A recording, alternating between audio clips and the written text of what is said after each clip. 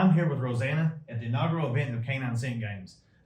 Really excited. I've heard some good things about this sport because it was so hyped up and everybody was just enthusiastic about what they have to offer. We decided to just load up and come down here.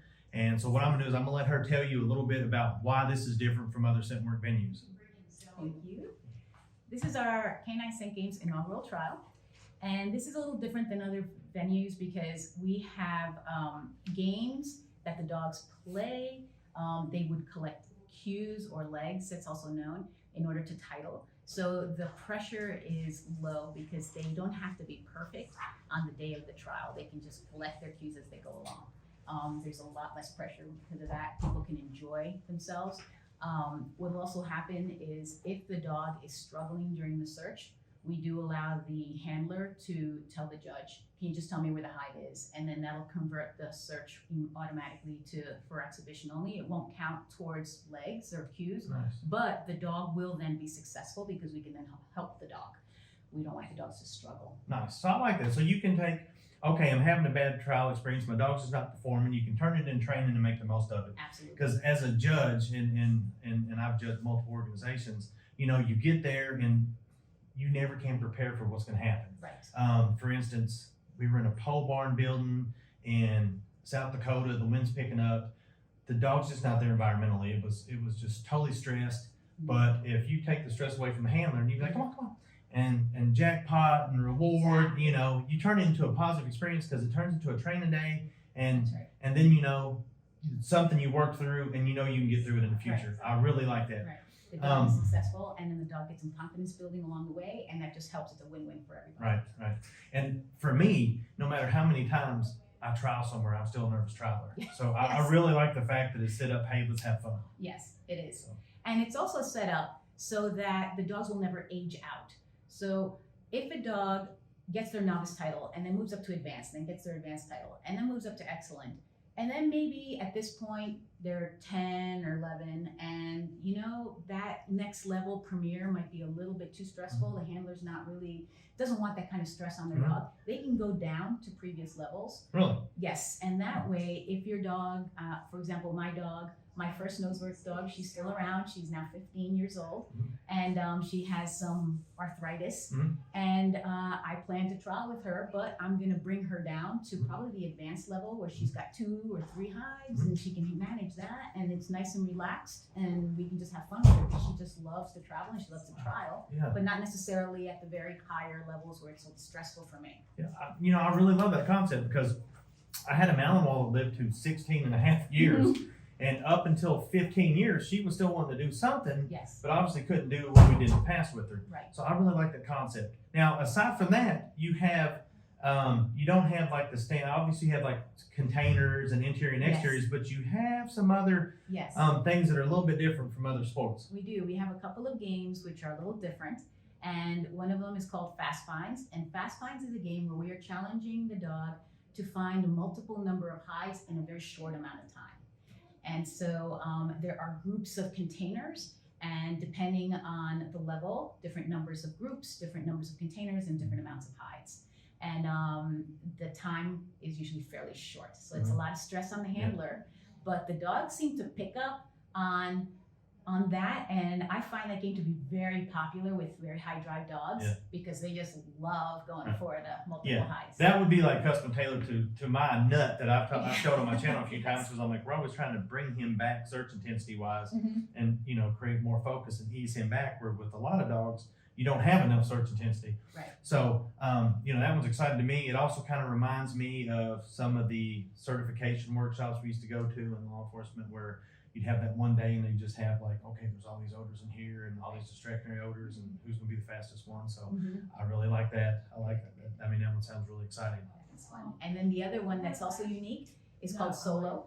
And it's called Solo because it's intended for the dog to search on their own independently from the handler. Yeah. So we outline a search area, and the handler stays outside of the search area while the dog goes in and searches.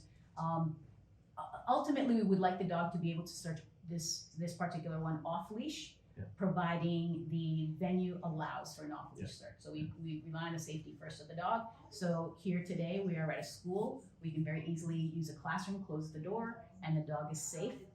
within the environment. So we can then tape off an area, the dog goes into the area and then searches by themselves. Oh, I like it. So I think, and thank you for allowing us to come out and film this today, because I've covered a lot of topics in work-wise on my YouTube channel. I wanted to let people know about this sport because it is fun and it's always nice to see new things pop up. But what we're going to do for you folks is we're going to kind of show you some of the different elements, especially the ones that you don't see at like a standard CPE or AKC trial, just so you can get a feel for it. But if you have any questions, how can they find out more information about this? So they can email me at k9centgames@gmail.com. And we are in the process of revamping our website for K9 Cent Games, but it is k9centgames.fun. Okay. And that's the website. Sounds good. So if you want more information, that's how you go look about hosting, because people can host these. Yes. So we are always looking for people to host. It is very flexible. So one of the things that we're doing is you don't have to provide every single game at every single trial. You can mix and match. Nice. So if the venue has a lot of, like, for example, this school has a lot of classrooms, so we can do a lot of interior search, do a lot of stuff outside. If you happen to find a camp or something where you have a lot of outside areas, you could tailor that search to have more exterior searches. Nice. So you can mix and match to whatever fits Nice. the venue that you find. Kind of like some agility. You know, you go to some agility events and they've got all these different games you can play. Yes. And you may just do like a barrelers or a jumpers or something. Right. So I really like that. And what we're going to do, folks, is like I said, we're going to let you see some dogs actually trialing, so you can see a little bit of everything. And, I hope you like this. Hopefully everybody gets involved. I know some of the folks who train with me, we're going to do this. And, reach out to her. Yeah, reach out, and thank you so much. I really appreciate thank you. helping me spread the word out, because we're really excited about this sport, and we're really excited about this new venue. Well, everybody I've talked to was so excited about it. So I said, we've got to come and check it out. Thanks. So, folks, the important thing about this, the moral of this is have fun. So Yes, many people, absolutely. they get nervous or they get stressed and they don't have fun. But the most important thing we always say is just go out and have fun with your dog. And with that, we're going to go into the dogs actually trialing, and then we'll see you next week. Now we're going to look at containers. Now this organization's approach to containers is a little bit different. When you look at the rules, they say that, containers can be placed on the ground, elevated on objects such as chairs, benches, suspended by hanging with strings or hooks. And if you look at this run, this was novice. So the containers, instead of being the standard rows of boxes, was shaped around the room.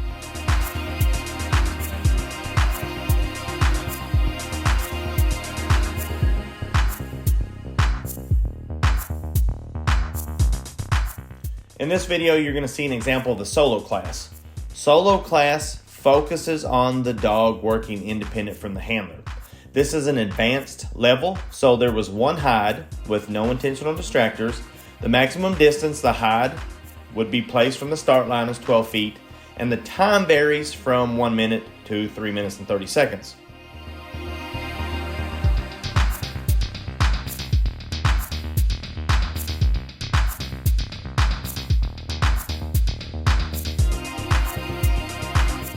Here we're going to see the Fast Find class. Now I believe this was an advanced level one as well. There were 4 containers, so 12 containers total. Each one of them contained one hide. They were separated some distance apart, and you have a total of 45 seconds for this search.